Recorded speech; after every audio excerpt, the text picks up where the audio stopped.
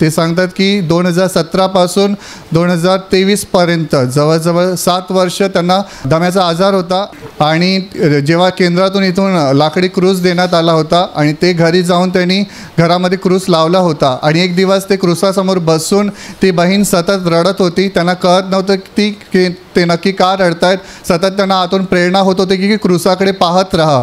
आणि जेव्हा ही बहीण सांगते की ती क्रूसाकडे पाहत राहिली, रडत देवाकडे प्रार्थना करत राहिली, त्यानंतर ते झोपून गेले आणि ती सांगते की त्या दिवसापासून तिचा दम्याचा आजार प्रभूने पूर्णपणे काढून टाकला. मला दम्याचा खूप त्रास होत होता आणि जेणे रात्रीचंच जास्त व्हायचं, म्हणजे मला कळायचं पण नाही कधी कधी लागायचं ते.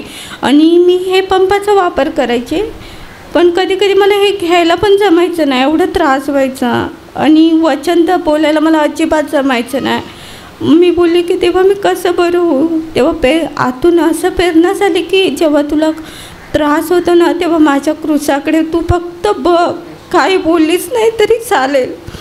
आणि तसंच झालं की मला त्रास होत होता तेव्हा मी त्या क्रूसाकडे बघत होती आणि मी रडत होती. मला काय कळत नव्हतं की मी का रडत आहे ते.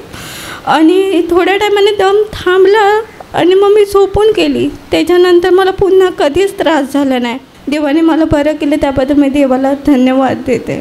आणि आता 2 वर्ष झाले तुम्हाला तसं त्रास होत नाही? नाही होत. ते दम्याचं औषध दाखवा हातामध्ये लोकांना पकडून. 7 वर्ष वापर केला. 7 वर्ष मी ह्याचा वापर केला. ही गोळी ह्याच्यात टाकून मला घ्यायला लागायची आणि एक गोळी टाकून जर फरक नाही आला तर 2 गोळ्या घ्याव्या लागायच्या.